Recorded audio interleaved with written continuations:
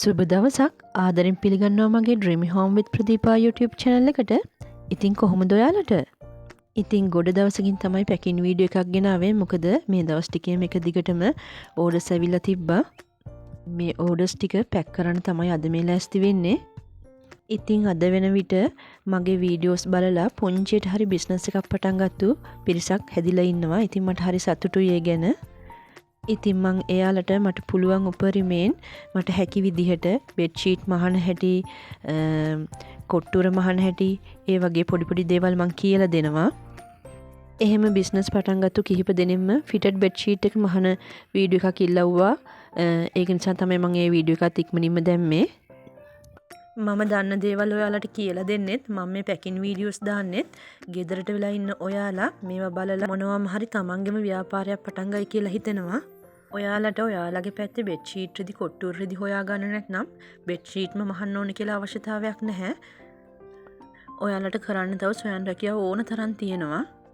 වැඩි ඉල්ලුමක් තියෙන ස්වයං රැකියාව ගැන මගේ වීඩියෝස් වලින් මම ඉදිරියටත් ඕගොල්ලන්ට කියලා දෙන්නම්.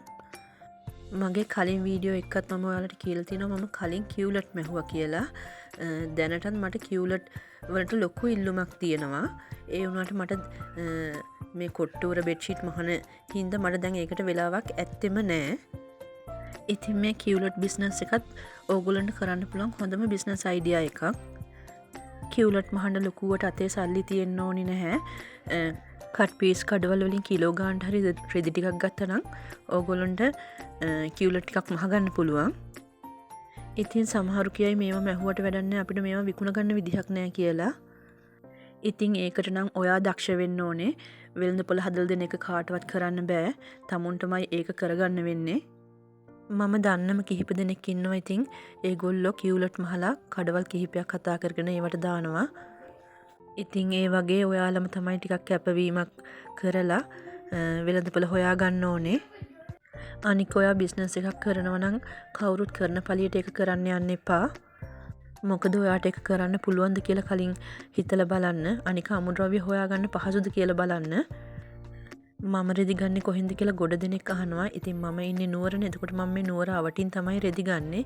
ඉතින් ඔයා ගොඩක් දුර ඉන්න කෙනෙක් නම් ඔයාට නුවරට ඇවිල්ලා රෙදි ගන්න විදිහක් නැහැනේ. ඔයාලා ඔන්ලයින් රෙදි ගෙන්න ගන්නවා නම් විශ්වාසවන්ත තැනකින්ම රෙදි ගෙන්න ගන්න. මොකද ඩැමේජ් එහෙම ආවුනොත් එහෙම ඔයාලට පාඩුවක් වෙන්නේ. ආයෙ රිටර්න් කරන්න වෙන්නෙත් නැති නිසා. ඒ වගේම බිස්නස් එකක් මුලින් පටන් ගද්දී ඔයාලා ටිකක් මහන්සි වෙන්න ඕනේ. මොකද ඔයාලගේ ළඟම ටවුන් වල මේ වගේ රෙදි ඕන තරම් ඇති ටිකක් හොයලා බලන්න ඕනේ කඩවල් වල ගිහිල්ලා. ඉතින් මමත් එහෙමයි. මං කලිනුත් කියලා තියෙනවා මමත් කඩවල් ගානේ ගිහිල්ලා රෙදි ගණන් අඩු තැන් බලලා එක කඩයකින් දෙකකින් නෙමෙයි කඩවල් කීපයකටම ගිහිල්ලා දවස් ගණන් බලලා කරලා තමයි මේ බිස්නස් එක පටන් ගත්තේ.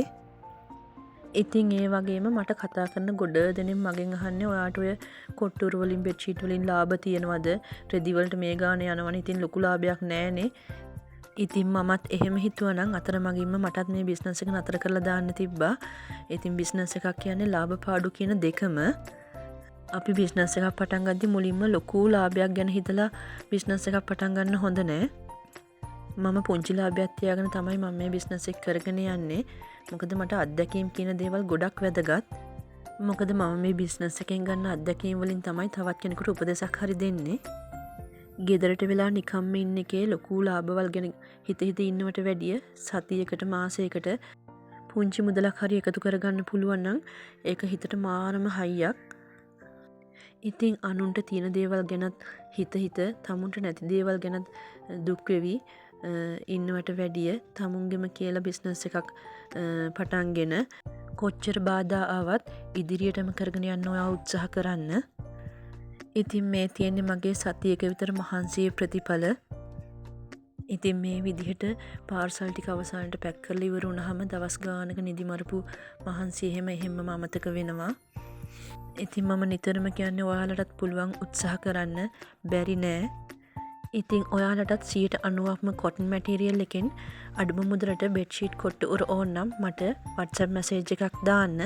ඒ වගේම මාව subscribe කරලා නැති අය මාව subscribe කරන්න කියලත් ආදරෙන් ඉල්ලා සිටිනවා. නැවත වීඩියෝ එකකින් අපි හමු වෙමු. ඔයාලට සුබ දවසක්.